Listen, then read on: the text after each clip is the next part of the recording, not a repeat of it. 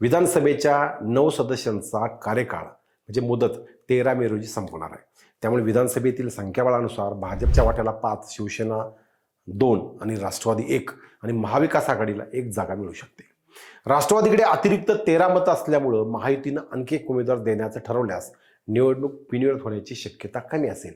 हे पाहता या निवडणुकीचं नेमकं चित्र काय असेल, भाजप आणि अन्य पक्षाकडून कोणाला संधी मिळेल, याचा घेतलेला बोलबिंदासने आढावा. नमस्कार, मी नितीन शिंदे बोलबिंदासमध्ये आपल्या सगळ्यांचं स्वागत करतो. विधान परिषदेच्या 9 आमदारांचा कार्यकाल येते 13 मे रोजी संपत आहे. त्यात उद्धव ठाकरे, शिवसेना ठाकरे गट, नीलम गोरे शिवसेना शिंदे गट आणि शशिकांत शिंदे राष्ट्रवादी शरद पवार गट, अमोल मिटकरी अजित पवार गट, राजेश राठोड काँग्रेस, गोपीचंद पडळकर, रणजितसिंह मोहिते पाटील, राजेश राठोड, प्रवीण दटके, रमेश कराड यांचा समावेश आहे. या रिक्त 9 जागांसाठी पुढील आठवड्यात निवडणूक जाहीर होण्याची शक्यता आहे. आता या जागावर कोणाला संधी मिळणार किंवा कोणाला चान्स मिळतोय ते आपण आता पाहू. यामध्ये भाजपकडून पक्ष प्रवक्ते राहिलेले केशव उपाध्ये, माधवी नाईक, रणजितसिंह निंबाळकर, राम सातपुते यांची नावं आघाडीवर आहेत. भाजपचे 4 आमदार निवृत्त होत आहेत. रणजितसिंह मोहिते पाटील, संदीप जोशी, दादाराव केचे आणि संदीप केनेकर या आमदारांचा त्यात समावेश आहे. यापैकी कोणाला पुन्हा संधी मिळते का हे सुद्धा आता पाहावं लागेल. भाजपच्या वाट्याला सर्वाधिक 5 जागा आहेत, पण भाजपात स्पर्धा सुद्धा तेवढीच मोठी आहे. मागच्या अनेक वर्षापासून पक्षाचे प्रवक्ते असलेले केशव उपाध्ये, माधव भंडारी यांची नावं फक्त चर्चेत असतात. प्रत्यक्षात त्यांना कुठेही संधी मिळत नाही असेच दिसून आलेलं होतं.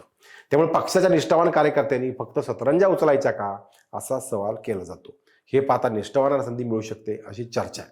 लोकसभा निवडणुकीत रणजितसिंह निंबाळकर यांना पराभव पत्करावा लागला होता, तर विधानसभेत राम सातपुते हे पराभूत झाले होते. आता पक्ष त्यांचं पुनर्वसन करणार का, नक्की काय होईल हे पाहणं औत्सुक्याचं ठरणार आहे. शिंदे गटाकडून सुद्धा इच्छुक असणाऱ्यांची संख्या मोठी आहे.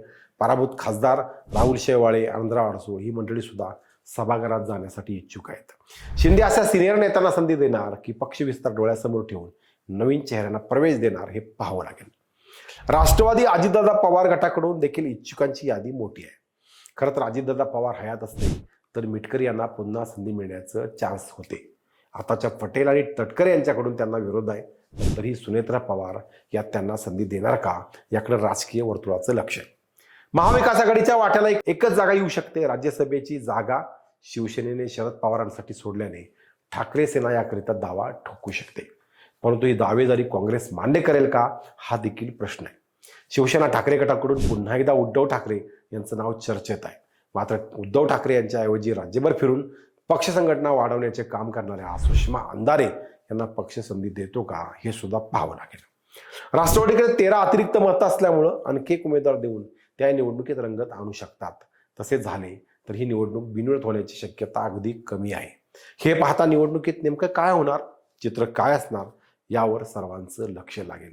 परंतु सत्ताधारी आणि विरोधकांच्या मध्ये सेटलमेंट झाली तर ही निवडणूक बिनविरोध होऊ शकते हे मात्र नक्की. येणाऱ्या काळात ही निवडणूक बिनविरोध होते की नक्की काय होतं हे कळणारच आहे.